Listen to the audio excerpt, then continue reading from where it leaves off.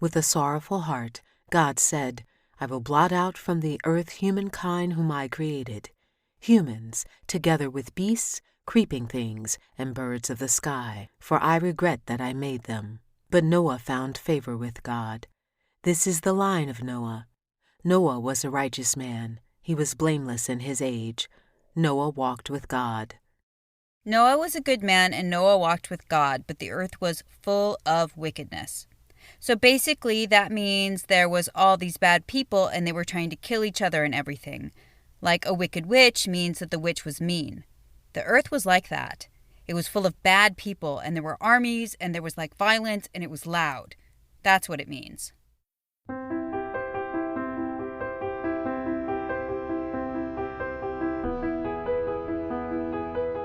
Welcome to episode 7 of the 3rd season of Theater Dybic's The Dybiccast. I'm Aaron Henney, Artistic Director of Theater Dybic. We're happy to present the 5th in our 5-episode series in partnership with the Department of Near Eastern and Judaic Studies at Brandeis University. In this episode, we'll be investigating the ways in which students respond to sacred texts, with a focus on how they process selections from the Torah. At the top, you heard actors from Theater Dybic read an excerpt from the Torah and a student's explanation of that text. Throughout the episode, you will hear a variety of such readings and accompanying responses from students. Dr. Ziva Hassenfeld, the Jack Joseph and Morton Mandel Assistant Professor of Jewish Education, discusses her work in studying how children develop interpretations of the Hebrew Bible, sharing about both the tensions and the opportunities that exist within learning environments. In her research, she has used qualitative methods including ethnographic observation, stimulated recall interviewing, and think-aloud interviewing. We have used such interviews as the basis for this episode's explorations. And now, Season 3, Episode 7, Studying Sacred Texts. My first love is texts. I love all Jewish texts, all literary texts, even a few legal texts. And I think that there is both something incredibly special about the language of biblical Hebrew, the way that it is so morphologically dense that lends itself to close reading, but also the interpretive milieu that we find ourselves in after generations and generations of looking at these texts and turning them over and over for meaning. And so when I talk about inducting students, children into this interpretive practice, I'm talking about something that I think is unique to the Jewish people in the sense that this is something that is part of our cultural heritage. This is something that is part of our ethical heritage, that we look for ambiguity in text. We look for multiple perspectives. And I think that's part of our interpretive tradition. But I also think that it's actually part of, and this is, I would say, this is a provocative statement, but I think in as much as anything can be inherent to a text, ambiguity and multiple perspectives is there in our rabbinic text, but it's even there in our biblical texts. As the cloud withdrew from the tent, there was Miriam stricken with snow-white scales. When Aaron turned toward Miriam, he saw that she was stricken with scales. And Aaron said to Moses, O my Lord, account not to us the sin which we committed in our folly. Let her not be like the dead, already half decomposed coming from the mother's womb. Let her not be like the dead. It's kind of like an answer, sort of. And then she could have had leprosy and could have died because of it. Many women have had leprosy and died because of it, and maybe only women can get it. The first misunderstanding when it comes to education is because everyone has experienced education, sometimes everyone fancies themselves an expert on education. And there is a challenge from moving from the anecdote of your own life to really being willing and opening yourself up to considering empirical research. I'm a researcher and my work is descriptive. So sometimes I see, particularly in journals that are targeted to the Jewish intellectual milieu, characterizations of progressive pedagogy versus transmission pedagogy. And the good old days was transmission, and Jewish education has been taken in by progressive educators who think kids should. But the truth is, my research doesn't say should. It's always saying is. Kids do bring their life experience to text, the same way that you do, the same way that I do. The earth became corrupt before God. The earth was filled with lawlessness. They were doing bad stuff, like trying to kill each other and having armies. They're fighting with each other and they are pinching. Yeah, that's what I mean. Like all those kinds of bad stuff and hurting each other and like saying mean things. And then when somebody is on their chair and with his brother, he pushes the chair down and then he pushes him off the bed and he's really bad. Mira, What? I think you were ripping something off of your own life. Does that happen to you? I sometimes do it to my sister. Students live with their multiple identities. And there are ways in which we can say to students, of course, you are a full person with all of the experience you have. And nobody has ever expected readers to put themselves to the side when making meaning of text. And so we're not going to ask you to do that. And when that produces meanings that feel inconvenient or offensive to our educational goals, we have to sit with that. None of us read texts with a pause button on our life experiences and our identities. And so to ask children to do that in the name of training, in the name of comprehension strategies, in the name of learning those that came before them is simply anathema to what it means to interpret. And that's not progressive education. That's descriptive of what it means to participate in the project of language, of second order symbolism and writing and reading. And it's absolutely what our Mefarshim and rabbis have always done.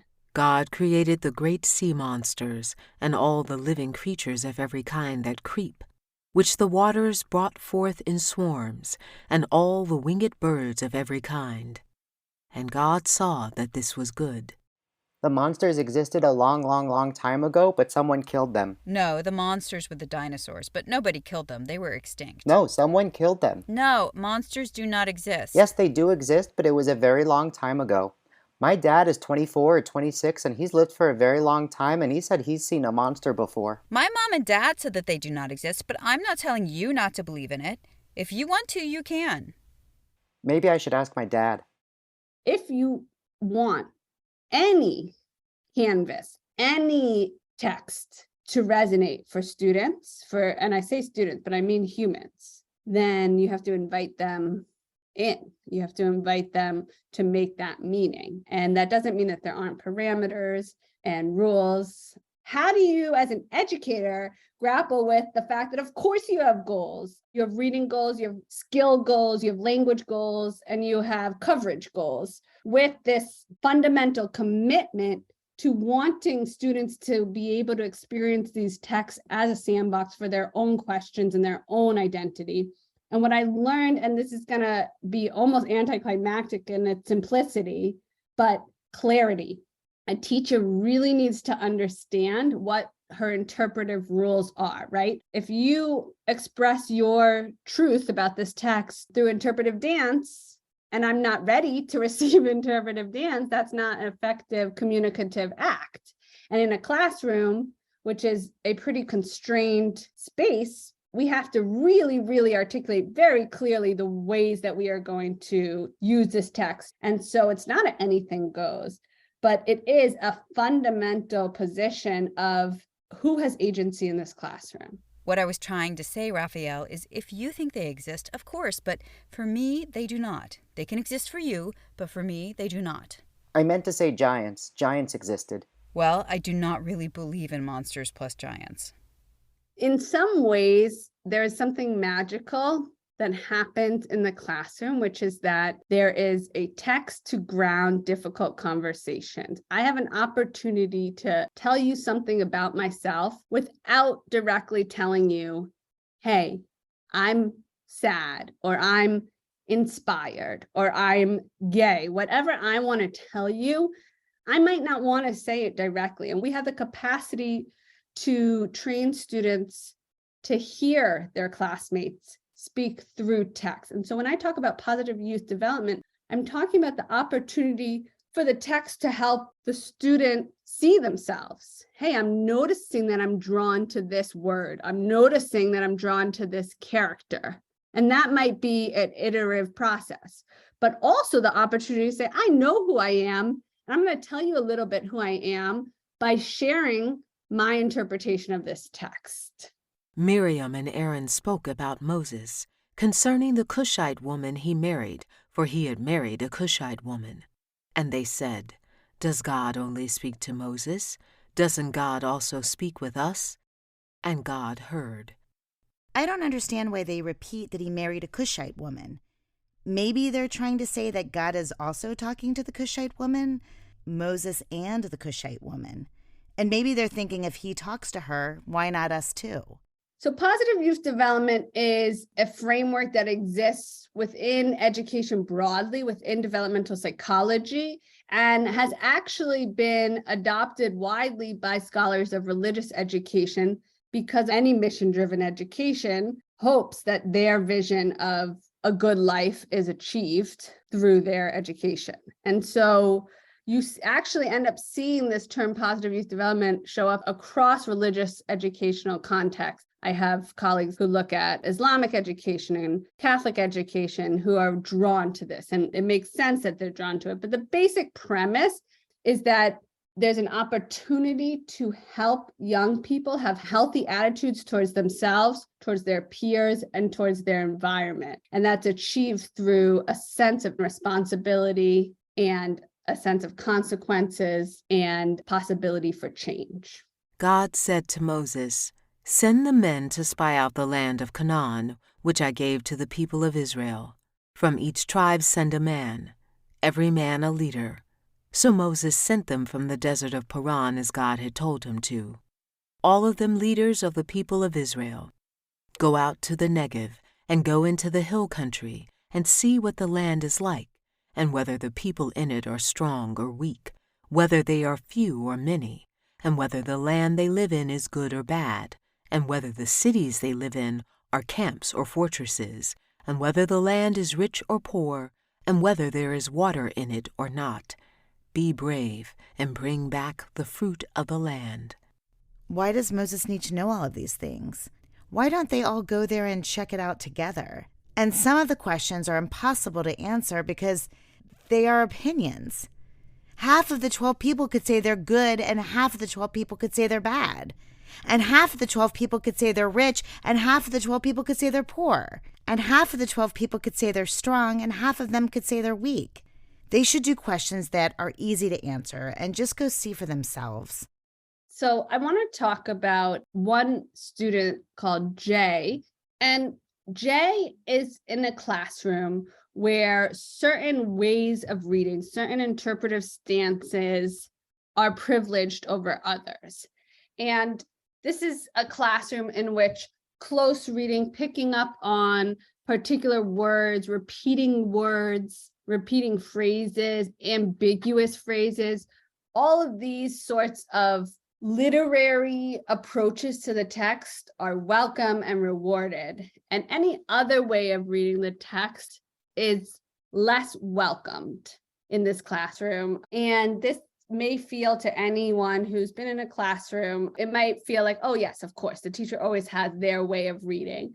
What's interesting about adding a qualitative research perspective to it is it's like, well, actually, let me quantify that for you. This is exactly how a teacher makes clear. This is exactly the amount of minutes given to a student comment that the teacher likes versus doesn't like. And so Jay is a student who was never able to read the way that the teacher wanted to read, and yet always had ideas. So when he got to the text of the spies in the book of Numbers, God said to Moses, Send the men to spy out the land of Canaan, which I gave to the people of Israel. Jay was absolutely on fire. I sat with him before they ever had a chance to study it in the class, and I showed him the text. And the think aloud method asks the student to read the text actually out loud and to pause every time they have a thought on it. And Jay could not stop smiling and talking about this text. And the first thing he says to me is, I think it's kind of sneaky. And he goes on to explain that it is odd to him. He feels a little bit uncomfortable with the ways in which Moses does every single thing that God tells him to do. And why does Moses do every single thing that God tells him to? Because it might just be his imagination playing with him.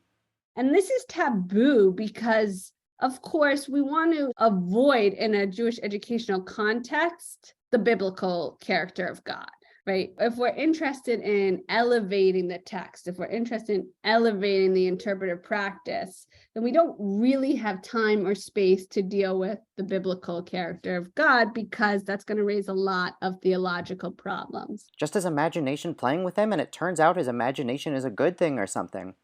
Because when they were running away from Egypt, the guys, they could have maybe seen if one of them was friends with one or like that and see if they would let them go through. Like my mom says, don't run away from your problems. It's so striking that he stays confident and resolute in his own way of reading. And I say that as someone who knows that he's going to get less and less literal time to talk in the classroom as the year goes on. The teacher is simply going to stop calling on him because he's not helping move the agenda forward. So if they had a problem, why didn't they try to find a solution? Like, why didn't they say, hi, we're Israelites, can we please join your blah, blah, blah? I sat in a 7th grade classroom that was studying the major stories in the book of Genesis. And it was time for them to study the story of Cain and Abel, which are the first siblings in the biblical narrative, perhaps the first siblings, according to the biblical narrative, in the world. And there's a seemingly clear narrative there, which is that Cain and Abel have some sort of argument, and Cain is warned to control his anger at his brother because God apparently enjoys his brother Abel's sacrifice more than his. And it was after a period of days Cain brought an offering to God of the fruit of the ground. And Abel also brought from the choices of the firstlings of his flock, and God paid attention to Abel and his offering. And to Cain and his offering he didn't pay attention to.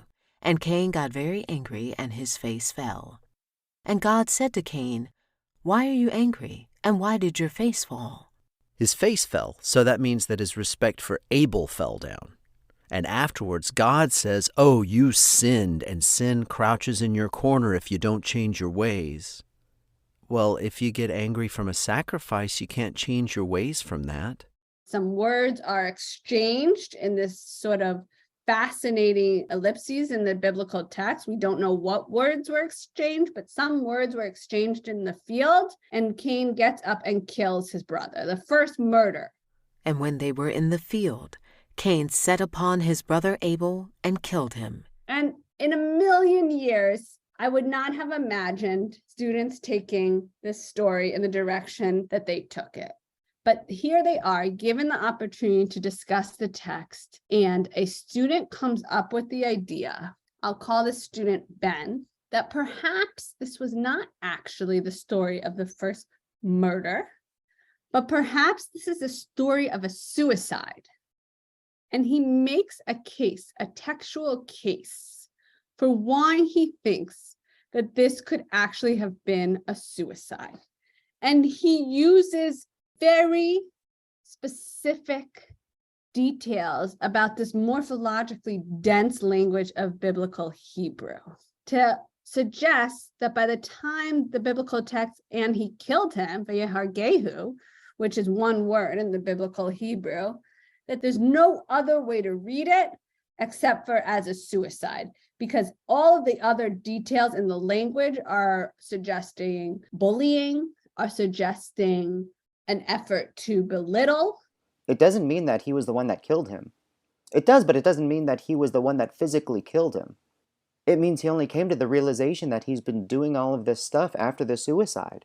And as this child, Ben, is giving this interpretation of the text, I can barely breathe because I know his situation. And I know that he's a child who has experienced really, really difficult bullying. And I also know that none of his classmates know about it, that part of his capacity to be in school was to not share this. Why didn't Abel say anything? Abel didn't say anything because what is there to say in response to bullying? This goes back to something that I discussed earlier, the capacity for text to be the canvas on which we tell our deepest stories and truths. To me, as an adult, as a scared adult, it feels unimaginably vulnerable. And I'm so concerned for Ben. And what happens next is his classmates simply respond to the textual interpretations he made. They take one word that he interpreted and argue that actually he misinterpreted that word. And I say with no exaggeration, I believe I almost cried in that moment because his classmates did the best thing they could have ever done. And I don't think it was intentional at all. Just like overall, I think that based on this text, I think that Abel hasn't done anything wrong. I think that Cain's just taking out his anger on him. I think this is actually the beauty of a classroom that creates real space for students to feel their agency as readers and interpreters, because the most respectful and authentic choice they saw in that moment was to engage with the textual interpretation that Ben had offered. Not one child said, "Hey, are you talking about yourself?" No, they took his ideas about the text and responded to those ideas. And in that way, I think they showed him a level of respect and reception of his account that couldn't have happened in any other setting. Because Cain's mad at God, and he takes all of his anger out on Abel. Like, sometimes when somebody favors somebody else, people get mad at the person that they favor, even though they didn't choose to be favored. There's a moment in the biblical narrative around Sarah and Abraham where, after being promised that they were going to have a child and dealing with infertility, finally, God, through angels, tells Abraham, not Sarah, Abraham, that actually they are going to have a child. And Sarah comes out of her tent and she overhears the conversation and she laughs. Now Abraham and Sarah were old, advanced in years. Sarah had stopped having her periods. And Sarah laughed to herself, saying, "Now that I've lost the ability, am I to have enjoyment with my husband so old?" And after she laughs, we get the single line of dialogue between God and Sarah in the entire biblical narrative. First, God says to Abraham, "Why did Sarah laugh?" And then Sarah denies it, and God says, "No, you did laugh." Then God said to Abraham, "Why did Sarah laugh, saying, 'Shall I in truth bear a child, old as I am?' Is anything too wondrous for God? I will return to you at the same season next year, and Sarah shall have a son."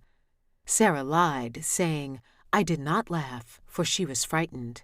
Came the reply, "You did laugh." I think God doesn't actually seem mad at all. God is just like, why did Sarah laugh? God was genuinely confused. I am sitting in this 7th grade class watching them discuss this story.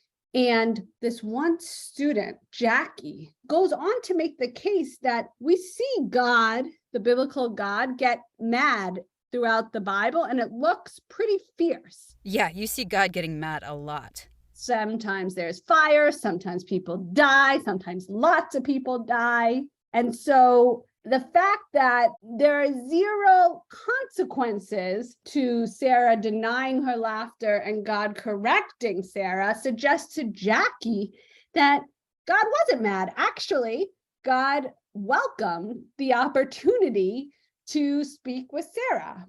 And her classmate says, like, "Really?" You think God's not mad? And Jackie sticks with her case and builds it and says, yeah, because if God were mad, then God would not have given them a kid. So I feel like if God really was mad, I feel like he wouldn't have made it that Sarah has a kid. But instead, he gives Sarah a kid. He just seems genuinely confused. I want to respond to Jackie. I think God could be mad. God is probably a bit hurt by this because Sarah is questioning him. Sarah should know that even though she doesn't know that the three people are angels, she knows that God is always watching. So God does have a reason to be mad because she's questioning God.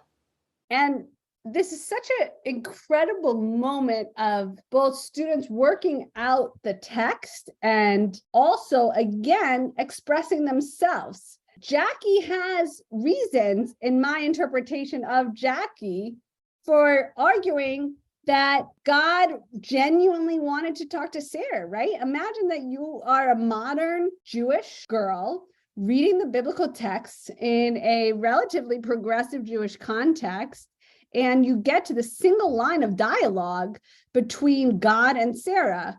There might be reasons to want to redeem this line of dialogue. And so to see her do that and to see her do it again in this textually intensive way and have her classmates engage with it in their own textually intensive way, I can't emphasize enough, like, this is beautiful. This is beautiful. This is what can happen in classrooms when we allow students to have the space to interpret. Of course, it takes training, but it takes a level of trust in children and to stop being afraid.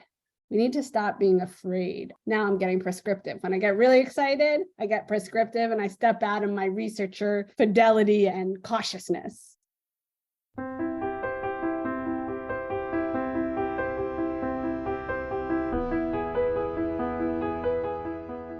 Thank you for listening to this episode of the Dibbicast, studying sacred texts. Actors featured in this episode are Rachel Leah Cohen, Adam Leibowitz-Lockhart, Julie Lockhart, Clay Steakley, and Inger Tudor. Thank you to Dr. Ziva Hassenfeld for sharing her insights. Our theme music is composed by Michael Skloff and produced by Sam K.S. Story editing was led by me, Aaron Henney, with support from Julie Lockhart. This episode was edited by Gregory Sharpin. Please visit us at theaterdibic.org, where you will find links to a wide variety of materials which expand upon the episode's explorations. And if you want to know more about Theater Dibic's work in general, please sign up for our mailing list on that same website. This is the 5th and final episode in our multi-episode series presented and produced in collaboration with the Department of Near Eastern and Judaic Studies at Brandeis University. This is also the final episode of Season 3 of the Dibbicast. This season of the Dibbicast was generously supported by a grant from Lippman Canfor Foundation for Living Torah. The Dibbicast is produced by Theater Dibic.